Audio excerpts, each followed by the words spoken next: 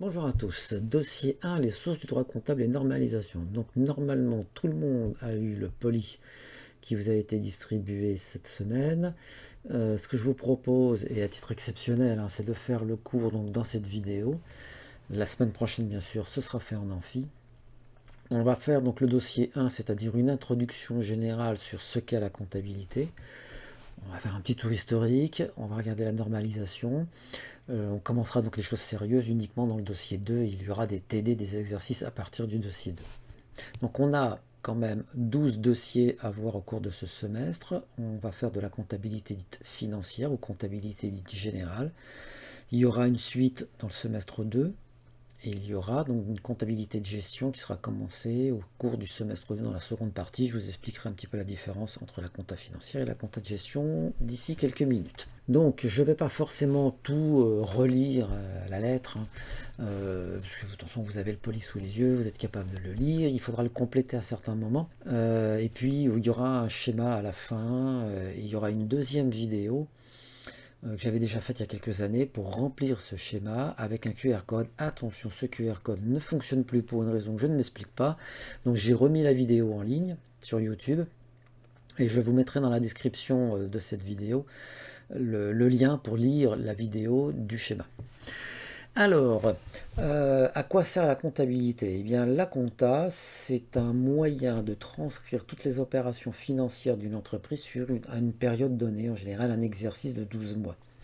Sur cette période, on va regarder donc les flux de trésorerie entrant, sortant, vous payez, vous encaissez de vos clients, mais aussi les flux financiers d'une manière plus large.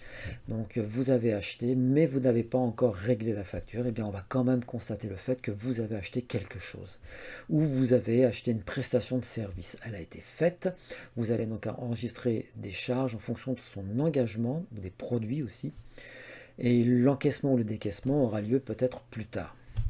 Et donc, on va enregistrer tous ces flux financiers au cours d'un exercice pour pouvoir après analyser les comptes et regarder si l'entreprise va bien, quel est le montant de son patrimoine, est-ce qu'elle a des difficultés, est-ce qu'elle va avoir des difficultés, est-ce qu'elle a été performante ou non, est-ce que je suis en bénéfice, est-ce que je suis en déficit.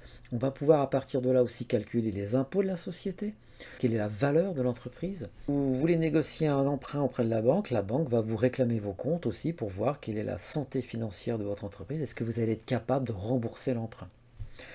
Voilà, donc là, ici, on commence par un grand 1, histoire de la comptabilité. L'histoire va commencer à ça vraiment la période moderne, c'est-à-dire en gros à partir de Luca Pacioli.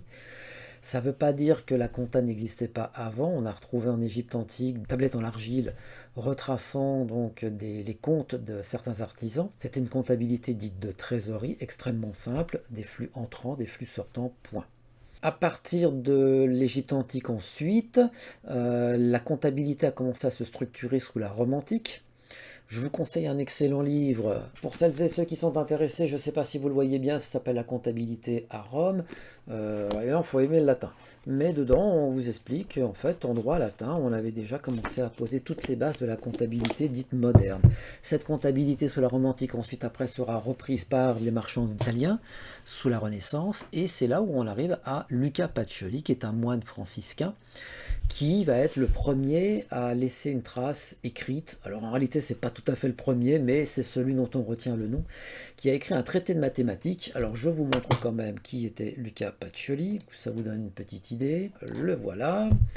Donc il a un air extrêmement sérieux. Il a écrit donc des livres de mathématiques et dans le livre 9, si ma mémoire est bonne, il décrit la comptabilité qui est faite par ses contemporains et notamment un marchand vénitien dont il est le précepteur de ses enfants.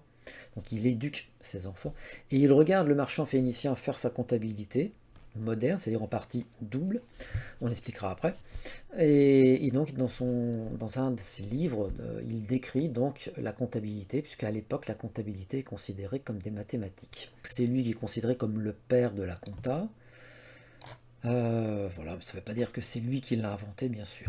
Ensuite, le développement du capitalisme, eh bien, la comptabilité commence à se structurer, notamment le droit des affaires. Donc on retrouve le Code Colbert, donc une mainmise de l'État assez forte sur la comptabilité. Actuellement, la comptabilité, on va le voir après, a fait l'objet de normes.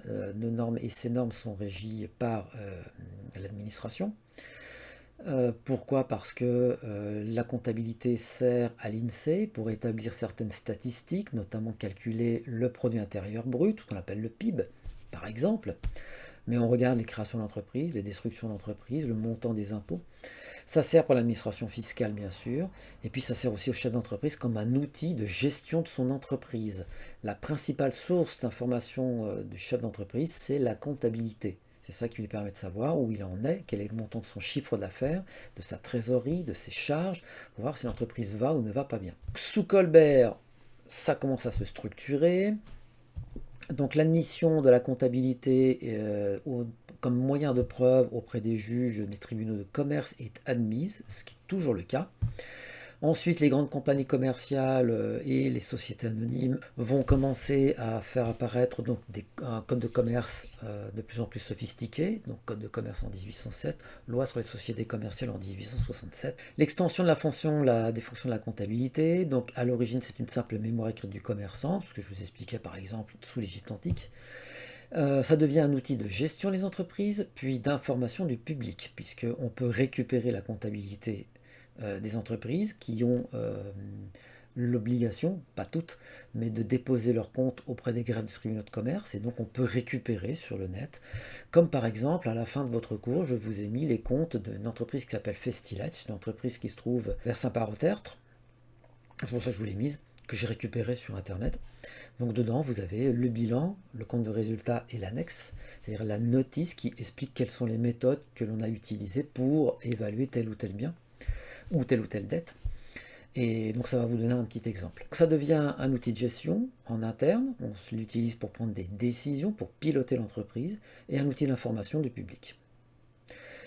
Elle remplit aussi une fonction économique et financière en plus de sa fonction juridique et fiscale, c'est ce que je vous expliquais avec l'INSEE par exemple, et le PIB. Définition, organisation de la comptabilité. Alors, ce que vous voyez en rouge, c'est ce qu'il faut compléter dans votre feuille. Il y a deux sortes de compta. Une qui est en interne, qu'on appelle la comptabilité de gestion. C'est celle qui est là. Et puis une qui est externe, qui est plutôt destinée aux parties prenantes externes de l'entreprise, qu'on appelle la comptabilité financière ou comptabilité générale. La comptabilité de gestion n'est pas obligatoire. La comptabilité financière, par contre, est obligatoire. J'en profite quand même pour dire qu'en France, il n'y a que 2 personnes habilitées à faire de la comptabilité.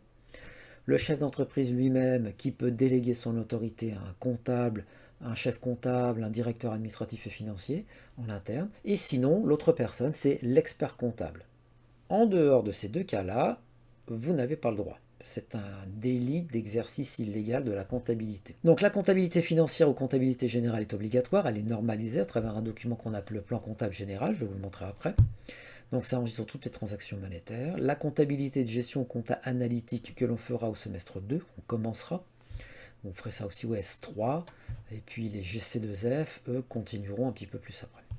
Comptabilité qui consiste à déterminer le coût de revient des produits et des services que vend une entreprise. Alors ça c'est pour la partie calcul de coût, on peut aussi faire des anticipations, on fait des prévisions, des analyses d'écart, des tableaux de bord, enfin tout ce qu'il faut pour arriver à mieux gérer une entreprise. Cette compta de gestion n'est pas obligatoire, elle ne fait l'objet d'aucune normalisation réglementaire, elle est en pratique indispensable pour les grandes entreprises quand il y a un processus de production assez complexe. Donc les entreprises industrielles font en général une compta de gestion. Ce n'est pas obligatoire, mais en général, elles le font. Les petites PME, beaucoup moins quand même. Et la comptabilité de gestion est faite par une personne qu'on appelle un contrôleur de gestion. Donc attention, je vous ai dit, la comptabilité financière, 2 personnes ont le droit de pouvoir la faire, le chef d'entreprise, l'expert comptable. La comptabilité de gestion, par contre, il n'y a aucune réglementation juridique. Alors, l'organisation de la compta financière. Pour pouvoir faire une compta, il nous faut des données de base chiffrées, c'est-à-dire des documents comptables, des factures. Ces factures vont faire l'objet d'un enregistrement dans un système d'information de gestion, avec un traitement comptable dans le respect des normes. C'est-à-dire, en gros, on va codifier des factures, une réalité, j'achète, je vends, des salariés à la fin du mois reçoivent leur fiche de paye. Donc cette réalité économique, il va falloir la transcrire ou la traduire dans un système d'information de gestion, un logiciel de comptabilité, ce qu'on appelle aussi un ERP ou un PGI, un logiciel de gestion intégré, eh bien on va traduire cette réalité sous la forme de comptes, de sommes qui vont être codifiées. Et une fois que l'on aura saisi toutes ces informations dans le logiciel de gestion intégré, ça va nous permettre de sortir des états financiers, c'est-à-dire un bilan, un compte de résultat et une annexe. Ça, c'est pour la compta financière. Si c'est une compta de gestion, on sortira des coûts de revient, des suivis, des analyses d'écart, des tableaux de bord, des prix de cession internes, etc., etc. Donc ça va nous permettre de sortir des états financiers. À partir de ces états financiers, ensuite on pourra faire une analyse du bilan du compte de résultat pour voir si l'entreprise est performante ou pas, si elle va bien, s'il y a un risque qu'elle coule ou non. Et là, ça, on le fera au cours du semestre 2 quand on commencera à faire l'analyse financière. Les sources du droit comptable français. Alors, il y a plusieurs sources. Donc, il y a ce qu'on appelle la hiérarchie des textes de loi. Vous l'avez peut-être déjà vu si vous avez déjà fait du droit auparavant. Et pour ceux qui n'en ont jamais fait, vous n'allez pas tarder à le faire. Donc il y a une hiérarchie des textes de loi. On a d'abord de toute façon tout ce qui est traités internationaux qui sont toujours au-dessus. Vous avez ensuite les lois et ordonnances donc au niveau national, les décrets arrêtés, les décisions des tribunaux qu'on appelle la jurisprudence, et puis la doctrine. La doctrine, c'est la prise de position des organismes professionnels, c'est-à-dire, par exemple, vous avez des magazines qu'on appelle la Revue française de comptabilité, éditée par l'Ordre des experts comptables. Et bien dedans, vous avez des articles et certains auteurs prennent des positions en disant voilà, dans tel ou tel cas, il faudrait faire comme ça, comme ça, comme ça. Voilà, c'est ça la doctrine. Les directives et règlements européens, puisque les traités internationaux, ça concerne surtout la comptabilité dite internationale, les normes IFRS, on reviendra après là-dessus derrière, mais nous, ça ne va pas nous concerner dans une première partie, ça ne concerne que celles et ceux qui poursuivront vraiment au niveau du master, c'est-à-dire du DSCG, le diplôme supérieur de comptabilité et de gestion, le master, que l'on a bien sûr, information que l'on a au niveau de l'IUT, mais avant de passer ce DSCG, il faudra passer aussi par un DCG, le diplôme de comptabilité et de gestion que je gère, qui se fait après le bachelor. Donc les normes IFRS, ça concerne surtout ceux qui sont en master en 5e année. Donc il y a des directives européennes. On a donc la directive de 2013 qui cherche à simplifier donc les dispositions existantes en matière d'information financière, donc une simplification, et puis qui cherche aussi à simplifier les comptabilités dites de groupe, ce qu'on appelle la consolidation. Voilà. Je n'en dis pas de plus, ça sert à rien. On a le règlement de 2002 aussi qui concerne les sociétés cotées sur un marché réglementé, donc ils doivent établir des comptes consolidés en normes IFRS, ça c'est pareil, ça ne concerne que ceux qui iront en master. Les sources législatives et réglementaires, je ne vais pas trop vite. Donc on a la loi de 83, le règlement de 99 qui a fait une petite refonte du plan comptable. On a l'arrêté de 2014 avec l'homologation du règlement ANC, Autorité des normes comptables. C'est l'organisme qui gère grosso modo le plan comptable actuellement. Le CRC, c'était l'ancien organisme de formation qui est maintenant remplacé par l'autorité des normes comptables. Les normes de la comptabilité financière. Qu'est-ce qu'une norme? Les normes comptables donc, définissent les principes comptables et les règles d'évaluation et de présentation de l'information financière des entités. Elles doivent être reconnues de l'ensemble des parties prenantes, c'est-à-dire les salariés, actionnaires, clients, banques, États, associations et autres. L'objectif, c'est de fournir une information financière qui est susceptible d'être exploitée par les nombreux et divers utilisateurs. Donc cette normalisation est intervenue dans un premier temps au niveau de chaque nation. La France avait son corpus de normes. Pour la petite histoire, donc le plan comptable général tel qu'on le connaît en France, donc nos normes françaises, sont issus de travaux de deux hauts fonctionnaires qui ont travaillé, alors c'était du temps du régime de Vichy pendant la Seconde Guerre mondiale, et donc ils ont travaillé pour essayer de rapprocher les principes comptables des principes du Reich allemand à l'époque. Les travaux ont été récupérés après la Seconde Guerre mondiale et ça a donné notre premier plan comptable général derrière. Au niveau de chaque nation, vous avez un corpus de normes. La mondialisation de l'activité économique et l'interdépendance des marchés financiers ont rendu nécessaire la recherche d'une harmonisation des règles et pratiques comptables avec des normes comptables internationales qui s'appliquent par exemple au niveau de l'Europe et après l'Europe le transcrit sous forme de directives européennes qui s'appliquent ensuite au droit français. Donc les normes comptables françaises Donc le recueil des normes comptables françaises publié par l'autorité des normes comptables, l'ANC dont on a parlé juste au-dessus, réunit l'ensemble des textes de droit comptable. L'actuel PCG qui est entré en vigueur en 2014 reprend à droit constant le PCG de 99 et il le fait évoluer au fur et à mesure que vous avez des nouveaux règlements de l'ANC. Le PCG, donc, je vous le montre, ça ressemble à ça, c'est un document de 221 pages. Vous voyez, voilà, relatif plan comptable général. Donc c'est la dernière mouture que je suis allé chercher directement sur le site de l'ANC. Et donc voilà, vous avez l'objet de la comptabilité, les principes, et ensuite actifs, passifs, etc. etc. Bon, la lecture est assez indigeste, hein. Alors après, il ne faut pas penser que les professionnels sont tout le temps plongés là-dedans. En fait, non, pas du tout. Les experts comptables l'ont quand ils prêtent serment dans un beau document en cuir, ils le rangent au fond d'une armoire, mais en fait dans la pratique les gens n'utilisent pas, sauf si éventuellement vous avez des insomnies, là c'est parfait. Sinon en général on l'utilise pas, ou vraiment très très très très peu. Voilà, donc c'est pour ça que je ne m'appesantis pas dessus. Dedans vous avez, ce sont les textes juridiques, hein, vous voyez, articles. Voilà, la lecture n'est pas passionnante, hein, sincèrement. Voilà.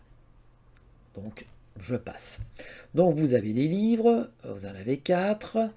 Dedans, on retrouve ce qu'on appelle la classification des comptes. Je vous l'expliquerai quand on sera en amphi, et puis vous aurez ensuite les profs qui vous le réexpliqueront en TD. Il va falloir acheter ce qu'on appelle un plan comptable général, c'est-à-dire la liste des comptes, ou le plan des comptes ici.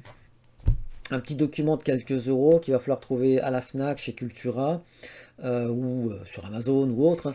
Il va falloir l'avoir assez rapidement parce qu'après on va l'utiliser, vous en aurez besoin quand vous serez en partiel. Les normes internationales, un organisme qui a été créé dans les années 70, qui avait pour but d'essayer de rapprocher toutes les comptabilités du monde, toutes les pratiques, pour essayer d'en faire un corpus vraiment applicable pour tout le monde.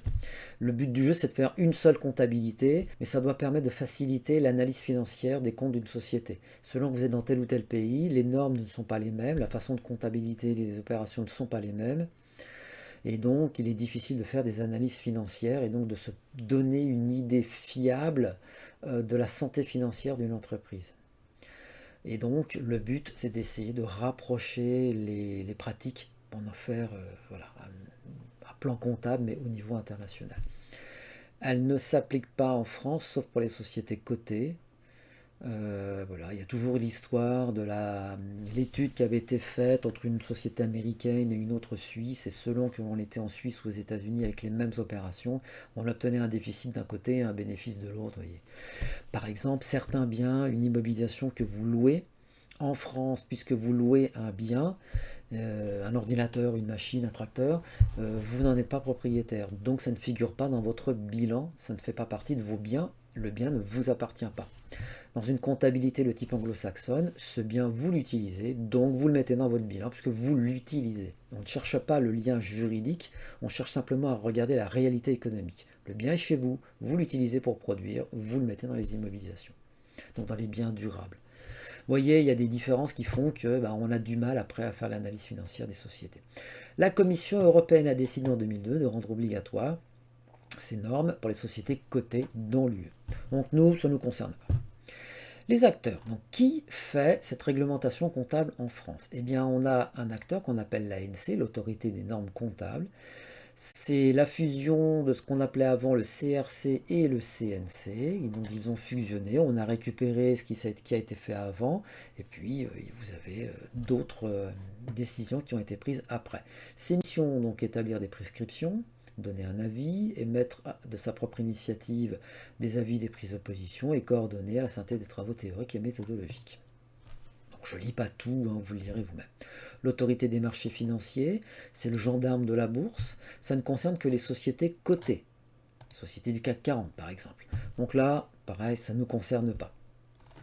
L'ordre des experts comptables, qui est en jaune, mais je ne sais plus pourquoi. Donc l'ordre des experts comptables, je vous ai dit, en France, il y a 2 personnes habilitées à faire de la compta, enfin le chef d'entreprise et le comptable d'entreprise, et les experts comptables.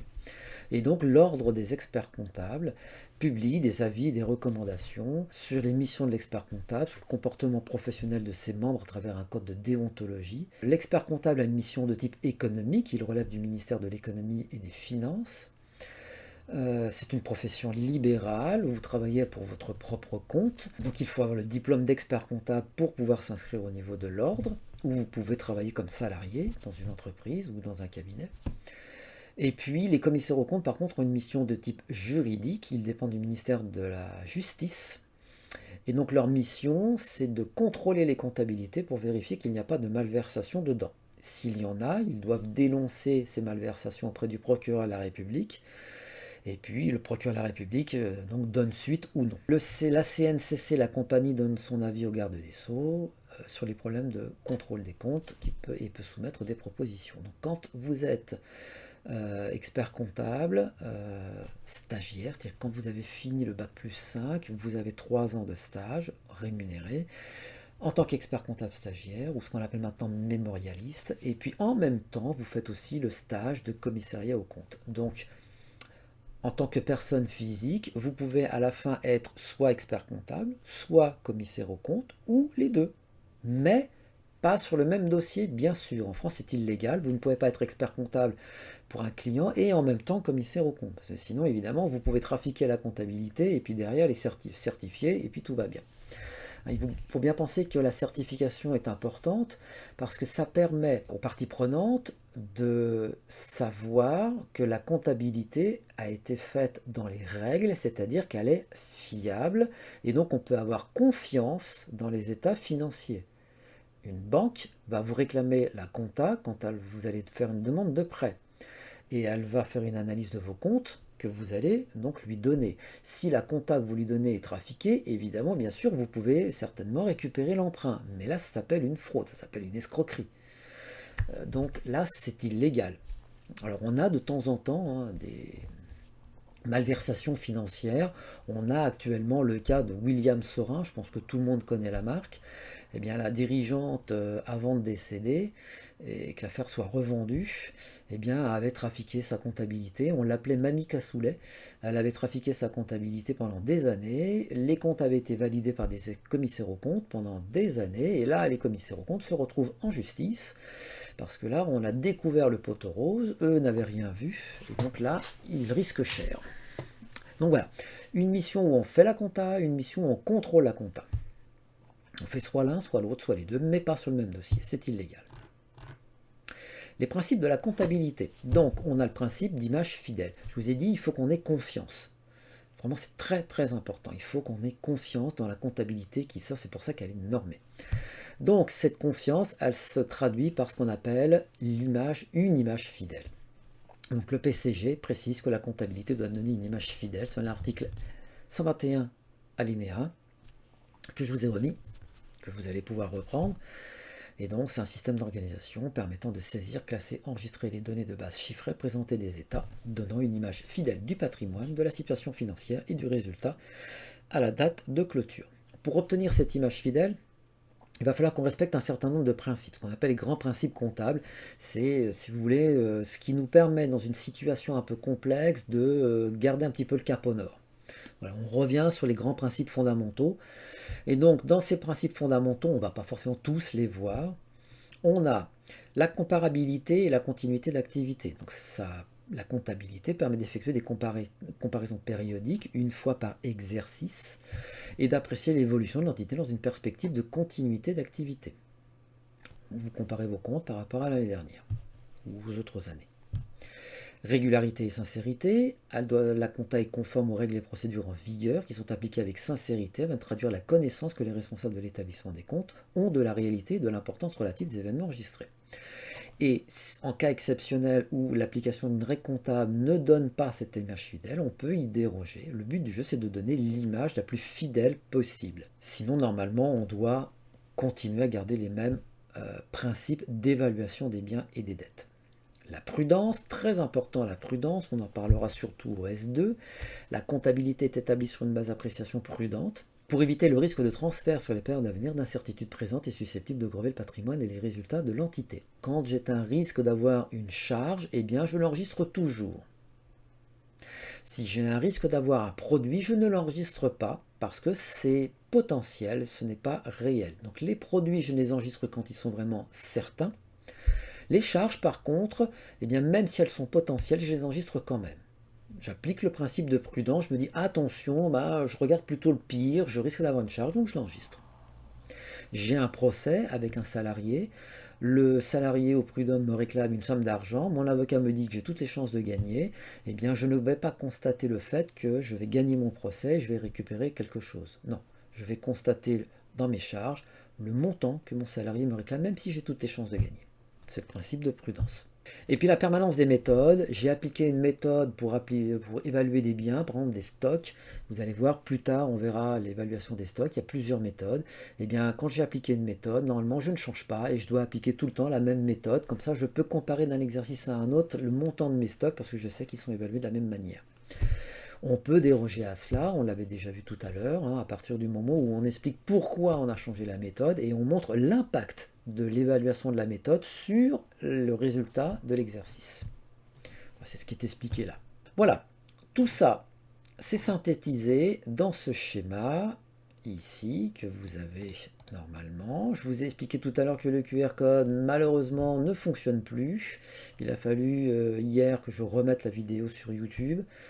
Bon, c'est pas grave, je vous remettrai le lien. Ça va vous permettre donc de reprendre ce qu'on a vu dans la leçon auparavant et de remplir ces espaces ici, ce qui synthétise grosso modo la leçon. La semaine prochaine, dans l'amphi du dossier 2, je vous demanderai éventuellement si vous avez des questions, s'il faut revenir sur certains passages ici.